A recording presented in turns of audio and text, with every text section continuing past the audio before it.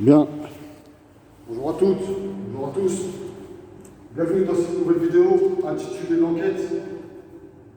On va y aller directement car j'ai pas envie de jouer.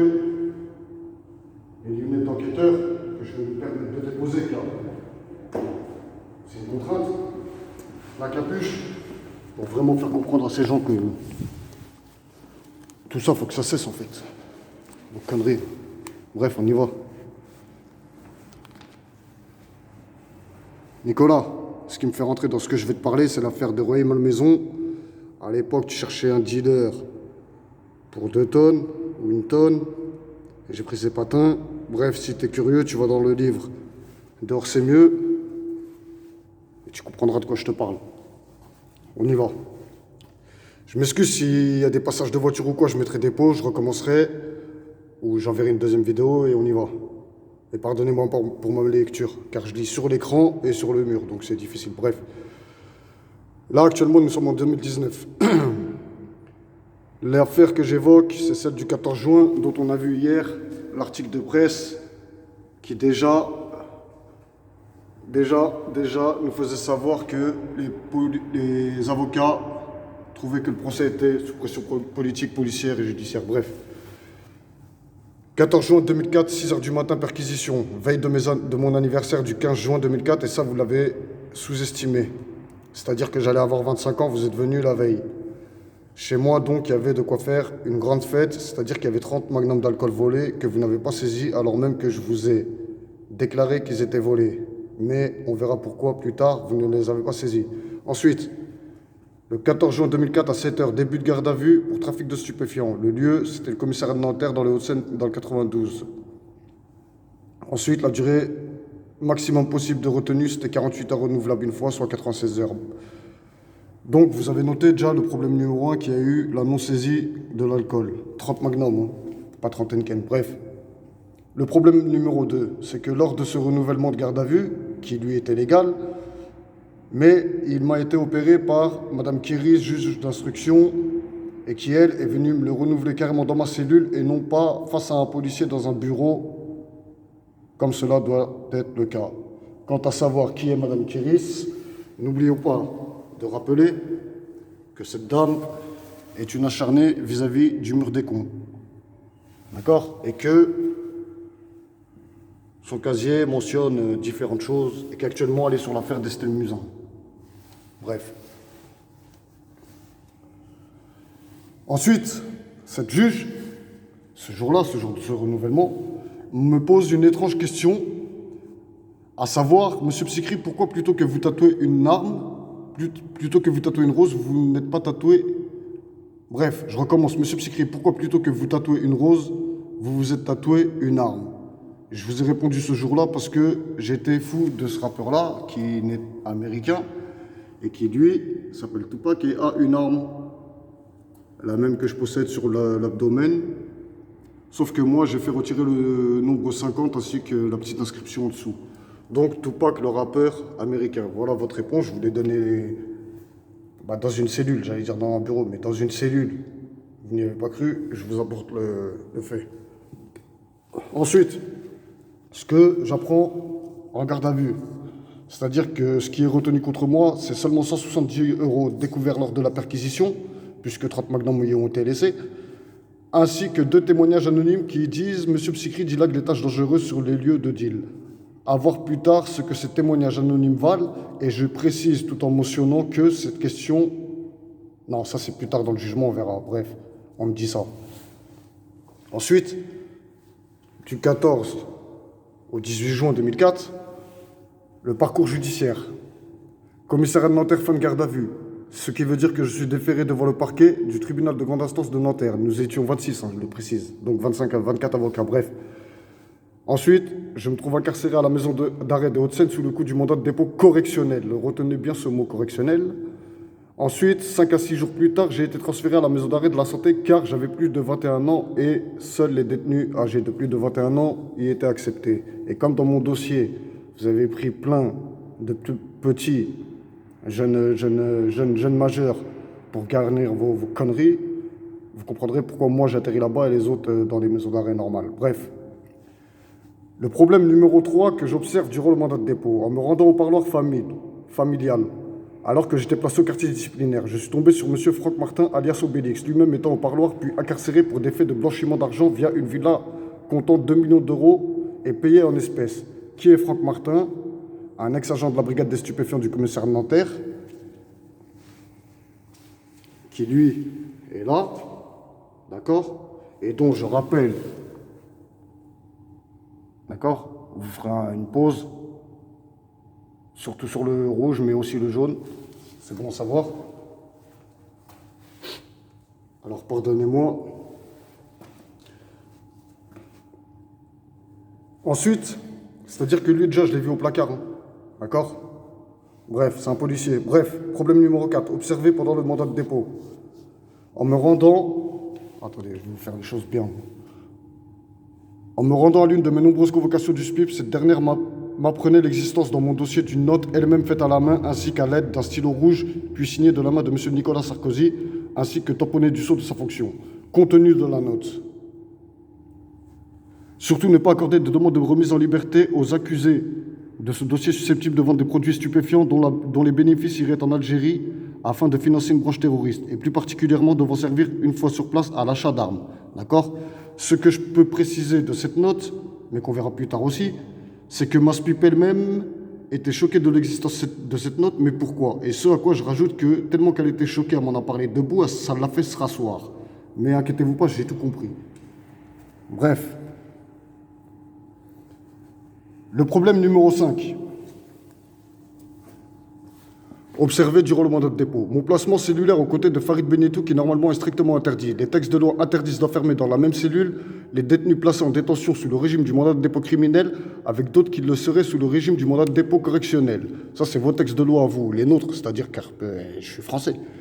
Or, j'étais en correctionnel lorsque, dans le même temps, Farid, lui, était en criminel. Ce qu'il faut savoir de ce placement, et je l'ai dit dans la première vidéo, c'est qu'il est déjà illégal car il est intervenu sans m'être fait passer au prétoire.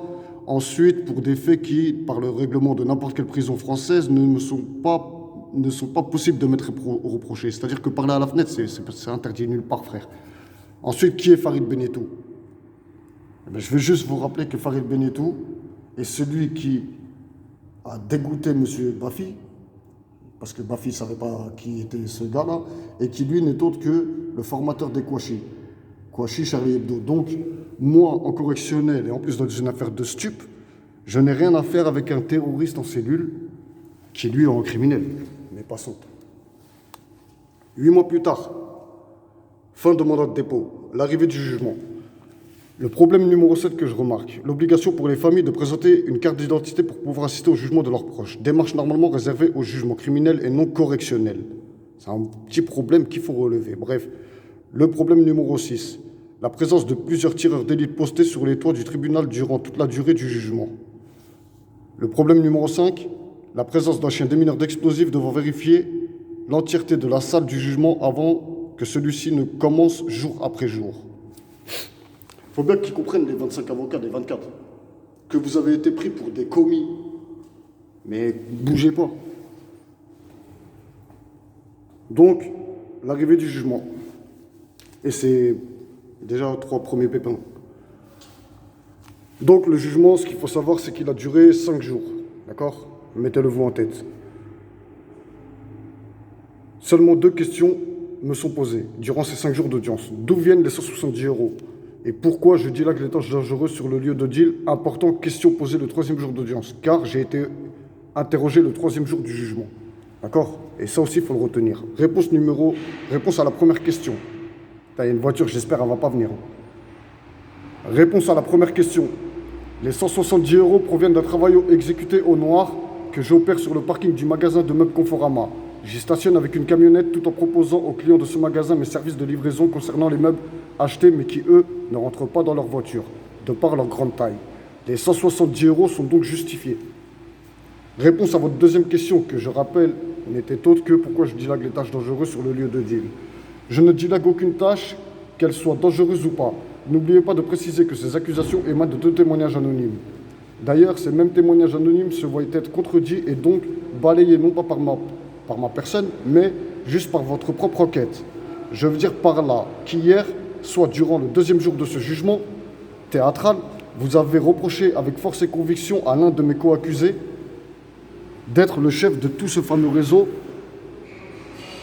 ainsi que de ce lieu de deal dont nous parlons. De plus, concernant toujours ce personnage que vous qualifiez de chef de réseau, et toujours durant le deuxième jour de jugement, voilà que vous lui reprochez aussi d'être l'auteur d'un coup de feu tiré en direction d'un gardien d'immeuble qui, lui, serait l'indique de la brigade des stupéfiants du commissariat de la ville de Nanterre 92.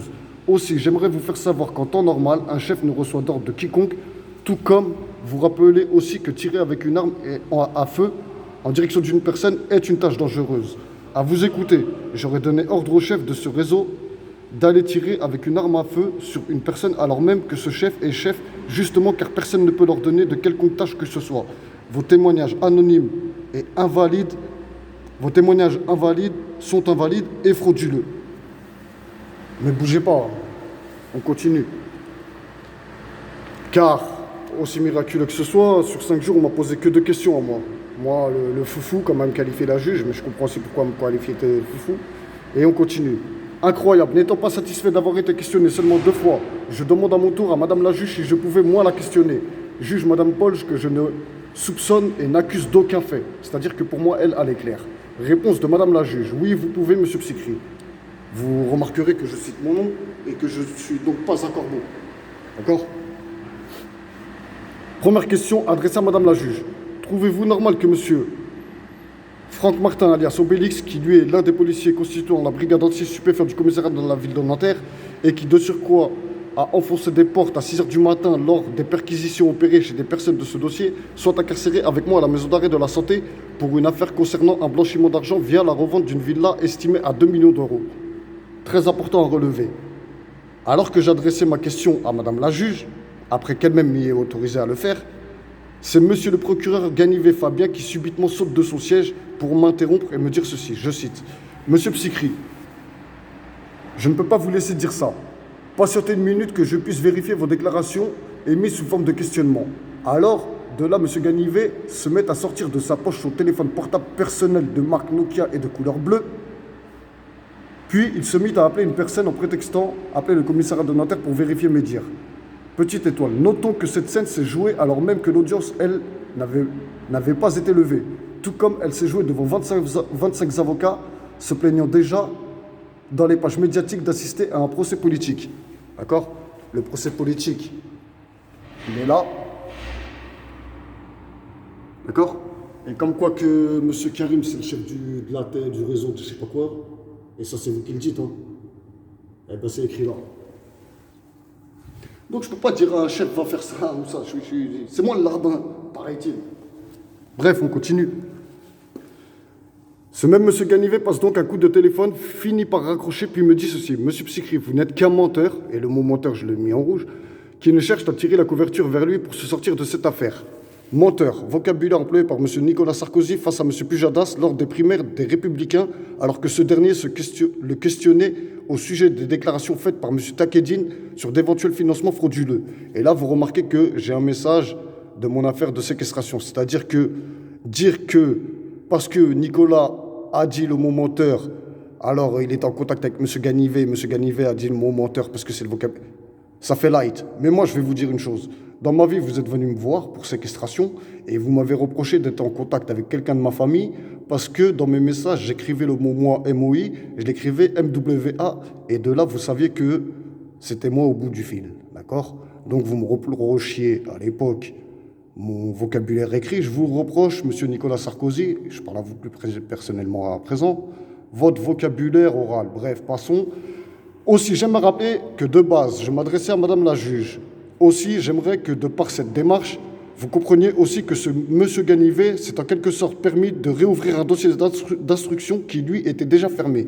Énervé par la réponse de monsieur le procureur, je m'emporte, l'audience est levée, puis plus tard, elle reprend directement avec un autre accusé. Ce qui veut dire que jamais je n'ai eu le droit de poser ma deuxième question, à savoir la note. D'accord? Maintenant, monsieur Ganivet, comme j'ai dit, je vais le rappeler, vous avez posé 4 fois votre fessier au cabinet ministériel de M. Nicolas Sarkozy. Vous avez atterri à Saint-Pierre-et-Miquelon, tribunal de Mamoudzou, à Papeete, d'accord? Vous avez observé beaucoup de postes. Bref, vous êtes parti vous asseoir 4 fois là-bas. Ce qu'il y a, c'est que quand vous êtes parti vous asseoir 4 fois là-bas, c'était lui le directeur de ce même cabinet et qui, lui, vient d'être condamné. D'accord? Ça veut dire que votre cabinet, déjà, il pue la merde. Et ensuite, à vous, là, monsieur Ganivet, je vais vous rappeler une chose, une petite bricole, mais balourd. Ça va aller vite. Vous voyez ce film, il part, parce qu'apparemment vous ne voyez pas de quoi je veux vous parler. Donc voilà, nous voilà devant la salle d'audience du tribunal de grande instance de Nanterre. D'accord? L'entrée des personnes, des familles, qui eux viennent s'asseoir ici. Le box des accusés, le box des juges et le box, le vôtre, du procureur. Ici nous avons le greffier et ici nous avons la barre des accusés qui viennent en libre. Ce qu'il y a, c'est que moi j'étais là et que madame la juge m'a autorisé à lui parler. Ce qui veut dire que je me suis pivoté. D'accord? Je me suis décalé, je me suis orienté, appelez ça comme vous voulez. Bref, le son de ma voix a fait le chemin du trait vert. Et le son de la voix de la réponse que j'attendais devait lui aussi faire le chemin du trait vert, mais à l'inverse. Or, quand j'ai posé ma question, en quelque sorte, vous avez même clairement coupé la parole à madame Polge, et la réponse dont j'ai hérité venait de là, à savoir une insulte, à savoir menteur. Mais bougez pas, je vais m'occuper de vous. Bref, concernant l'appel illégal de M. Ganivet pour cause de vérification de mes propos sur Obélix, c'est-à-dire Franck Martin, le policier que je disais qu'il était en prison pour une villa à 2 millions d'euros, qui d'ailleurs, notons-le, est la même affaire que M. Alexandre Djouri doit régler via son pétage en Angleterre. Bref, parce que c'était lui aussi 2 millions d'euros, une villa, quelques années plus tard. Passons. Pourquoi, à la place, n'avez-vous pas fait auditionner ou témoigner des surveillants de la maison d'arrêt de la santé? Pourquoi n'avez-vous pas auditionné ou fait témoigner ma mère qui, elle, a passé 30 minutes en salle d'attente avec l'épouse de M. Franck Martin, parloir mitard VIP? C'est-à-dire que moi, j'étais au parloir du mitard, vous étiez au parloir VIP, et c'est le même parloir que celui de l'isolement. C'est-à-dire que ces trois sortes de détenus se voient au même parloir, qui n'est pas du tout le même parloir que les détenus placés en bâtiment et qui, lui, est à l'opposé de la prison dans la santé. Bref. Et pourquoi n'avez-vous pas, à vous, M. Franck Martin, M. Ganivet, pourquoi n'avez-vous pas fait auditionner ou témoigner M. Tapi, qui, lui, je vous le rappelle, en 2004, était aussi à la VIP. Mais bon, à force de me questionner, je me suis rendu compte que, et vous pouvez voir, que c'est peut-être pour cette cause-là. D'accord?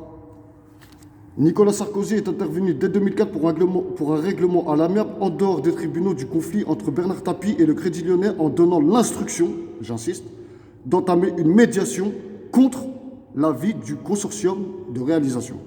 C'est-à-dire que lui et Sarko, c'est un peu comme toi et Sarko, du coup. Mais tranquille. Et en plus, monsieur Tapie, vous, je vous ai vu devant le bâtiment de BFM, je vous ai redonné mon livre en main propre, je vous ai dit que ces gens-là ne voulaient pas qu'on se voie. T'as vu? Apparemment, vous êtes resté muet, j'ai cherché pourquoi et j'ai trouvé ça. Parce que l'autre, c'est ton pote. Donc, vous pouvez me parler de foot, de ce que vous voulez, moi, je suis pas trop dans le foot. Bref, plus rien n'est retenu contre moi lors du jugement. J'ai comme d'une peine de 6 ans, pas une seule question sur le terrorisme et ni dans la presse. Est-ce normal en France? D'accord? On continue avec le jugement en appel à Versailles. Chose bizarre observée, des juges de Nanterre ont atterri à Versailles et certains de Versailles ont atterri à Nanterre, c'est-à-dire entre le jugement normal et le jugement d'appel. Ensuite, M. Sarkozy Nicolas est passé durant un temps et depuis les gradins hauts assisté au déroulé de ce jugement en appel. Verdict. Sur 26 accusés, plus de 10 personnes ont vu leur peine augmenter. Pas plus de 5 personnes ont vu leur peine diminuer de seulement quelques mois, et c'est souligné de haut en rouge. Certains ont vu leur peine être habillés d'une sûreté, et c'est entre guillemets. Et me concernant, d'une condamnation de 6 ans écopée en première instance, j'écope ce coup-ci d'une peine de 3 ans et demi ferme, soit 30 mois ferme de moins en première instance, mais toujours avec rien contre moi. Précision, seul moi ai vu M. Franck Martin en détention et l'ai fait savoir au service de justice. Seul moi ai vu la note faite à la main au stylo rouge et tamponnée du sceau de la fonction de l'époque de M. Nicolas Sarkozy. Je n'ai pas pu le faire savoir lors de mon jugement, mais ils le savent puisque comment que je l'ai vu par ma SPIP qui, elle, je vous le rappelle, était sonnée et s'en est même assise. Bref, question.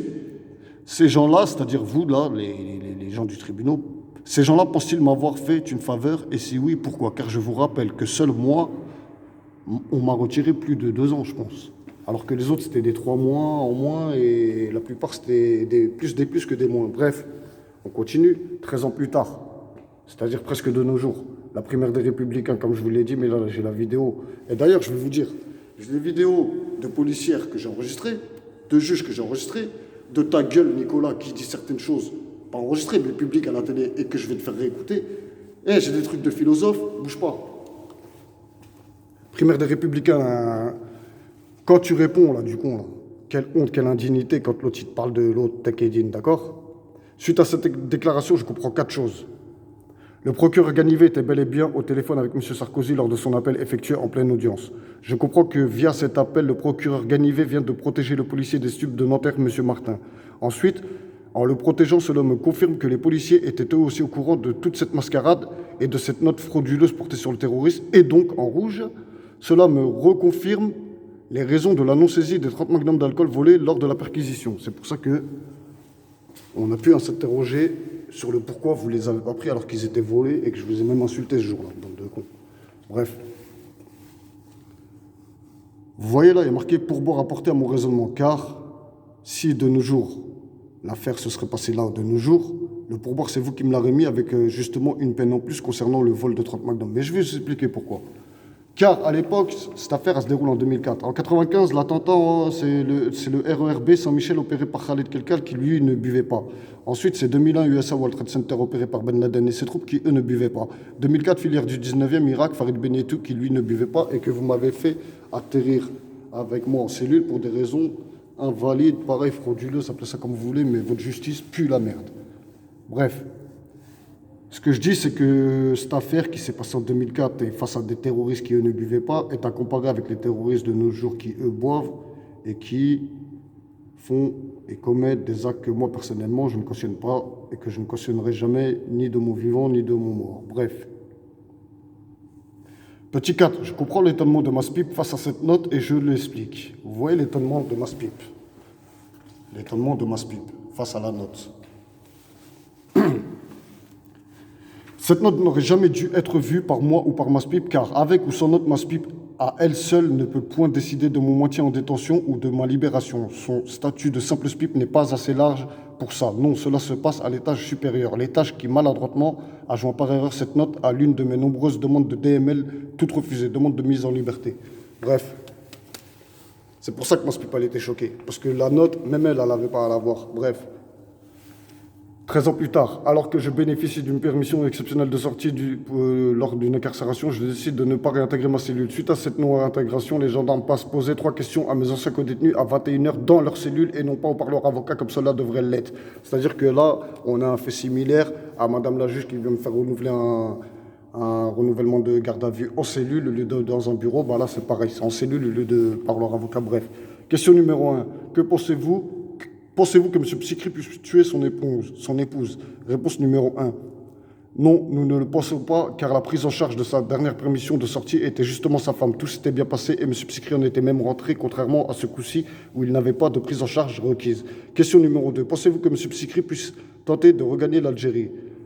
Réponse numéro 2. Lorsque nous savons que sur toutes ces années de liberté, M. Psykri est allé plus de fois en Thaïlande qu'en Algérie, nous ne le pensons pas. L'Algérie, vous en parlez dans la note. Question numéro 3. Pensez-vous que M. Psykri puisse commettre un attentat sur notre sol? Réponse numéro 3. Non, nous ne pensons pas capables de le voir être auteur de ce genre d'acte. Attentat, t'en parles dans la note. Et, petite précision, dans mon passé judiciaire, je n'ai jamais eu d'affaire de terrorisme. Les questions numéro 2 et 3, bizarrement, sont rattachables à la note de 2004, c'est-à-dire celle-ci et celle-ci. Bref, jamais je n'ai eu je l'ai dit. 13 ans plus tard, le dossier est à ce jour introuvable. C'est-à-dire qu'à ce jour, le dossier il est perdu et je sais de quoi je parle.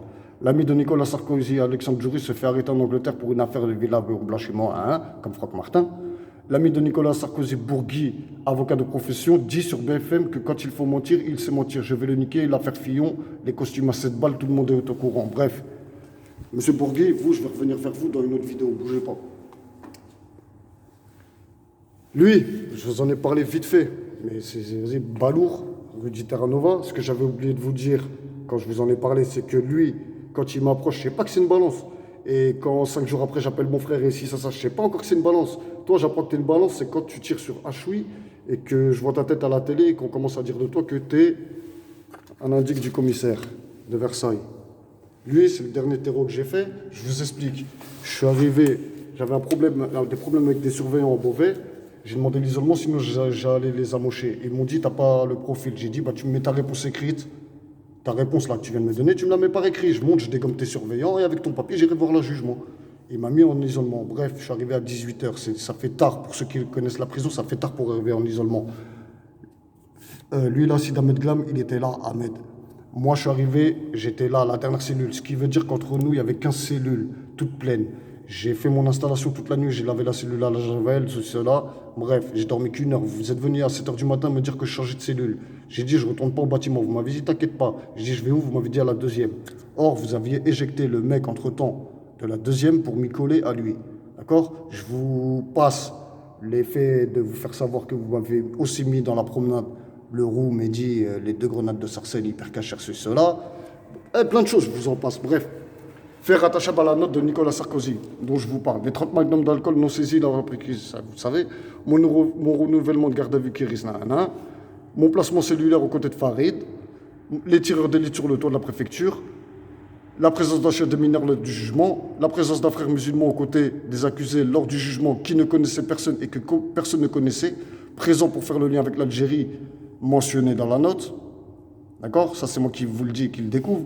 Les questions posées à mes ex-co-détenus par les gendarmes 13 ans plus tard, alors que je ne rentrais pas de permission de sortie. La question de madame la juge sur mon tatouage lors de mon renouvellement et les placements aux côtés de Sid Ahmed Glam. Ce qu'on peut aussi observer des lois pénales issues du gouvernement de Nicolas Sarkozy. Les peines assorties d'une sûreté dont un certain auteur a eu le droit d'écoper lors du jugement en appel à Versailles. Les peines planchées, dont pas mal dans mon dossier ont eu le droit de goûter.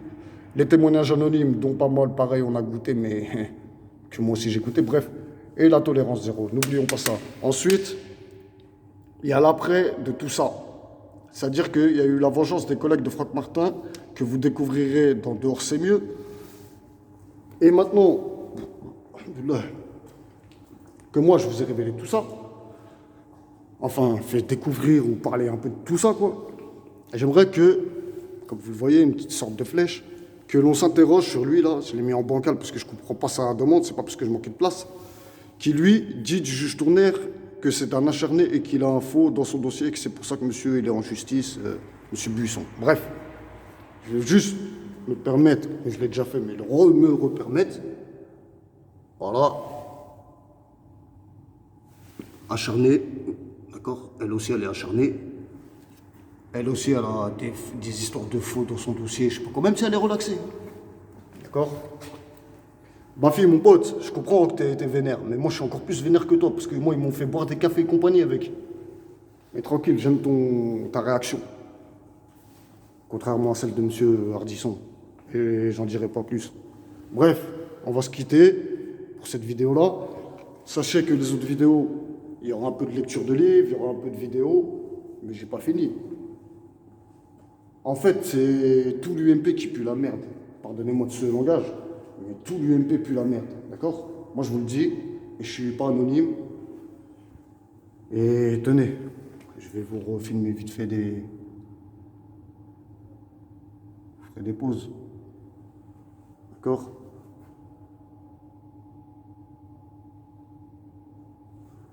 Voilà. Voilà ce qui se dit sur le monsieur.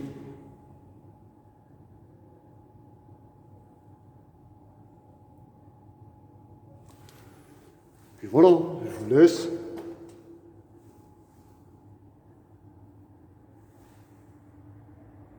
Les gens croient que des années, c'est des secondes. Eh, venez laver votre linge sale. À demain pour une autre vidéo. C'est pas fini. Et n'oubliez pas, musulmans, turcs, gays, hétéros, bis, ceci, cela. Il n'y a pas que des mauvais, il y a des bons partout en fait. Moi c'est ça le but de ma vidéo. En fait à la base je me battais pour moi, ouais la relax. En fait je m'en bats les reins de la relax. Une fois que tu sais que tu n'as rien fait, tu t'en bats les reins. Ça c'est comme la carte d'identité française. Si tu donnes le timbre fiscal, on te donne une carte d'identité française, tu te sens français. Mais si tu n'as pas d'argent, tu n'as pas de quoi acheter un timbre fiscal, on ne te donne pas tes propres papiers. Alors donc tu n'es pas français. Mais si tu es français. Donc je vous pisse au cul, à l'UMP je vous pisse tous au cul. Et inquiétez-vous pas, je vais parler un peu de vous tous. À la fin dans mes livres, c'est même pas parler, j'ai écrit sur vous tous.